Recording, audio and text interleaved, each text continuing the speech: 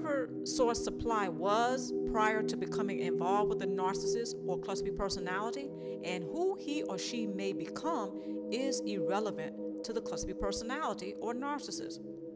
His or her perception of source supply does not change. Therefore, there is never a before and after picture of anyone that he or she has or has had relationships with. Ouch.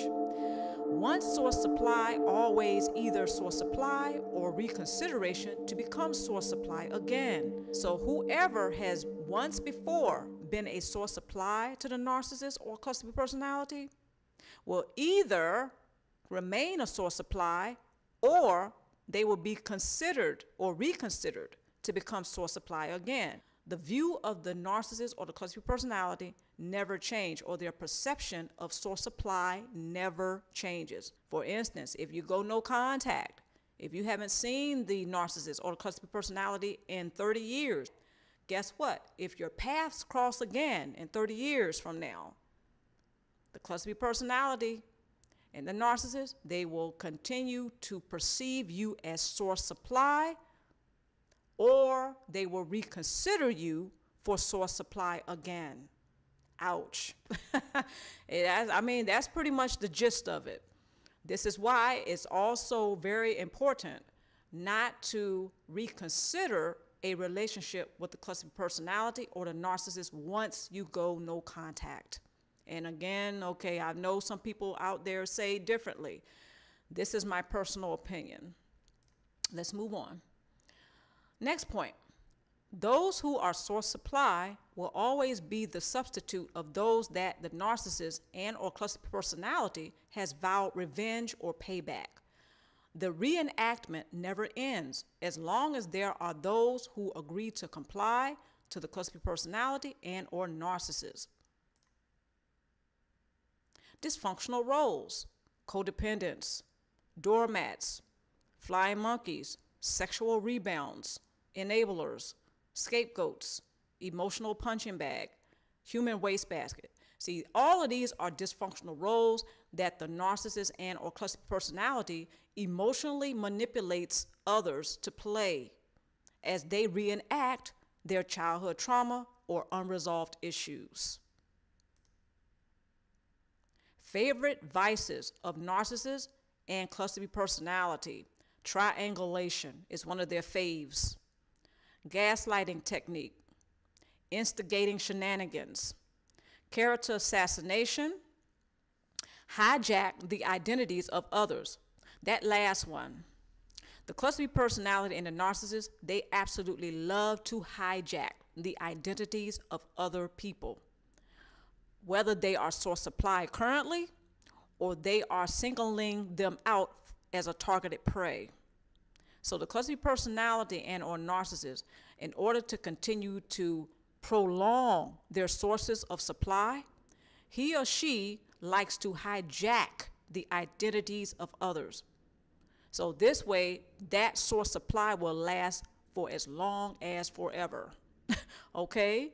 So the cluster B personality and or the narcissist, they don't like to have short-lived source supply. So no matter how many sources of supply he or she has, they never panic about running out of source supply. So the more the merrier. Once the cluster B personality and or narcissist hijacks the identity of someone else, that ensures that it's probably going to be a source supply that will be for a long time. This is one of the reasons why a lot of people have a very tough time recovering or thriving forward past having relationships with narcissists and cluster B personalities once their identities have been hijacked. Because then you're talking about the character assassination. This individual who has had their identity hijacked by the narcissist or cluster B personality, they don't have a strong sense of who they are. So this is going to take time and process to recover from. A lot of you who are looking at this video, you really don't have to imagine what it's like to have a weak sense of self or not knowing who you really are after having the relationship with the narcissist and or cluster B personality. For those individuals who have not had the experience of having an unhealthy relationship with a narcissist or cluster B personality, yeah, I understand that they really don't know what it's like, and the pain, the grievances, and even possible trauma that comes after it. Okay, so I really appreciate your watching if you are a person who has no personal knowledge or experience of this. The codependents, flying monkeys, and enablers are key players for narcissists and the cluster personalities, especially when they are trying to obtain a certain agenda. When the cluster B personality and the narcissist is trying to work a particular vice or a mischievous act or an evil act or a wicked act, yes, unfortunately, codependents, flying monkeys, and enablers are key players. And it depends on which hidden agenda the narcissist and or cluster B personality is trying to achieve. So if they have a particular agenda, the codependent may not be the best key player, whereas the flying monkey is. I hope that makes sense. A lot of you who are watching this video and who have had personal experience with the cluster B personality and a narcissist, I already know you know exactly what I'm talking about. Okay, so yes, codependents, flying monkeys, and enablers are key players. First tool, take steps to embrace your true identity. Write the epilogue to your story. The narcissist and or cluster B personality cannot tell you who you are due to their having a false self-image. More than likely, they are living a lie. They're not just fabricating or being deceptive, they're actually living a lie. So the cluster B personality and or narcissist, they cannot possibly tell you who you are. So today or tonight, wherever you may be, especially my stars, please embrace your true identity. Second tool, do not try to convince the narcissist and or cluster B personality that he or she is wrong about who you are and how he or she may have mistreated you. The prerequisite to currently writing the epilogue to your story is to know and honor how your story began. So if you know the story behind your own story, that's a great start. However, if you go on to not only know it, but honor it, yes, that is the prerequisite to currently writing the epilogue to your story. So today or tonight, especially my stars, I like to encourage you to make the statement, you made it. Not only did you survive the narcissist and cluster B personality, you thrived, and you're continuing to thrive. So you can currently write the epilogue to your story. You may have been dealt a bad hand, so to speak, before, and your story may have started out pretty grim, but it doesn't have to finish that way. It doesn't have to end that way. Matter of fact, who says your story ever has to end? That's another video. But you can start writing the epilogue to your story right now. Once you know and honor how your story began.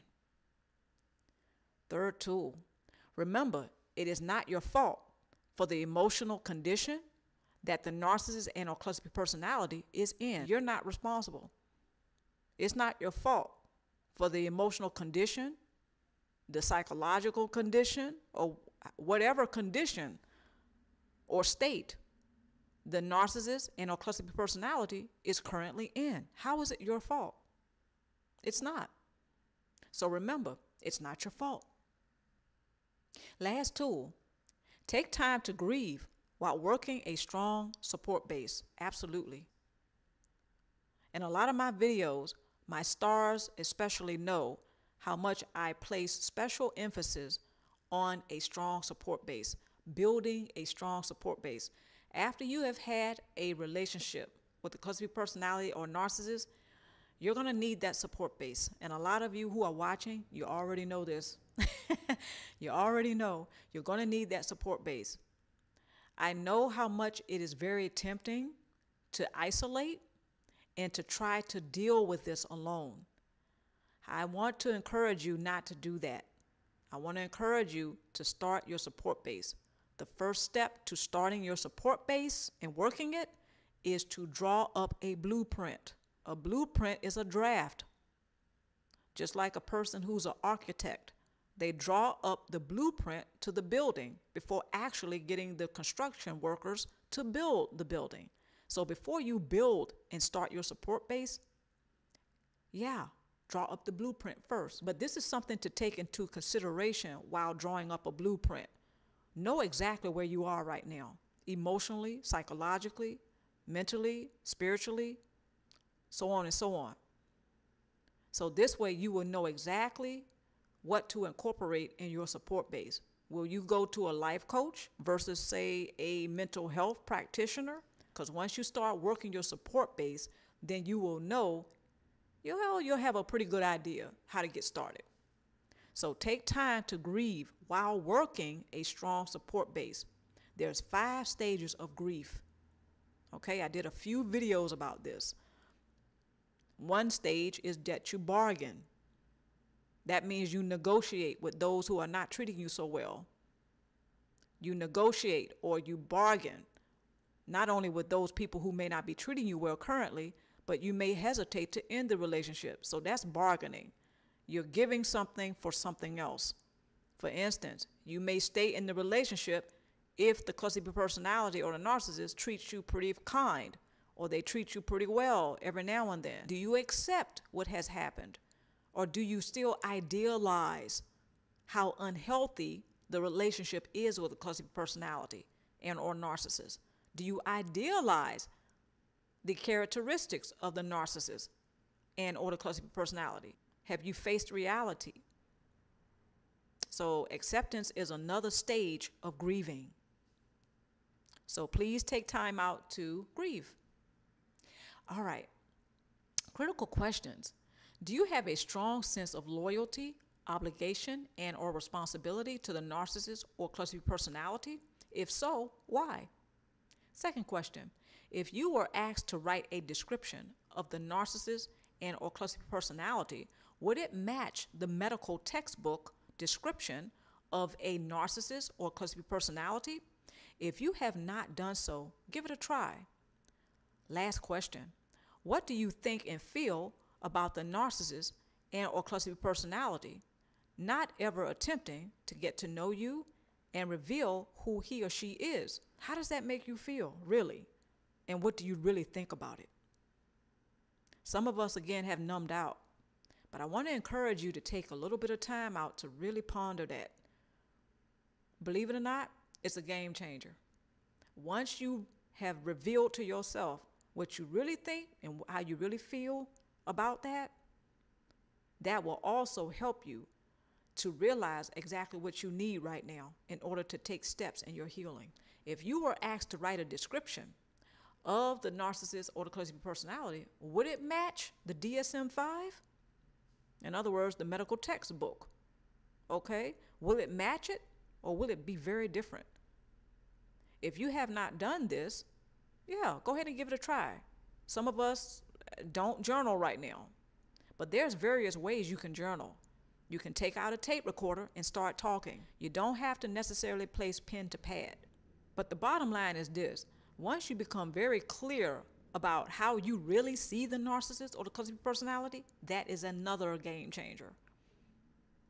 So if you were asked to write that description, will it match the DSM-5 or the medical textbook description of a narcissist or cluster B personality? Because some of us may be quite surprised to find that it is different for one or two reasons. Number one, it may be because we are idealizing the narcissist and or cluster B personality. Number two, it is because we have mislabeled that person or those individuals. Maybe none of those individuals, or maybe that person is not a narcissist. Maybe they don't have a cluster B personality. It may be another reason for the behavior that they have, why they are treating you and others the way that they do. So if you were asked again to write a description of the narcissist and a cluster B personality, would it actually match the medical textbook or the DSM-5? Would it match or would it be very different? If it is similar, well then congrats, okay? You know what you're dealing with. So you have some idea of how to continue to help yourself and make sure that you continue to thrive forward. First critical question: do you have a strong sense of loyalty, obligation, and or responsibility to the narcissist or the cluster B personality and or cluster B personality? If so, why do you have that strong sense of loyalty, obligation, and responsibility? Okay, because some of us do not have that sense of loyalty, and we have really worked our support base, and we have been no contact for quite some time, and we have gone further along in our healing. Okay, we've been doing some work. All right, we've been doing some thriving. However, some of us are still having that strong sense of responsibility, obligation, and believe it or not, loyalty to the narcissist and or cluster personality. And you know what else? Some don't even know why. They just do. They have that strong obligation, responsibility, and loyalty. And my guess, my personal guess, is because he or she continues to idealize the narcissist. They continue to idealize the cluster personality. And they also idealize the relationship, the condition of the relationship. They really don't see it as toxic or unhealthy, nor do they see it dysfunctional, as a dysfunctional relationship, but it is. So when a person idealizes the narcissist and a cluster B personality, the cluster B personality and our narcissist can work that to their advantage. Absolutely. So I just want to encourage, especially my stars, to take small steps if you have to at least question what type of relationship are you having with this individual or these individuals who may have a cluster B personality, who may have a narcissistic personality.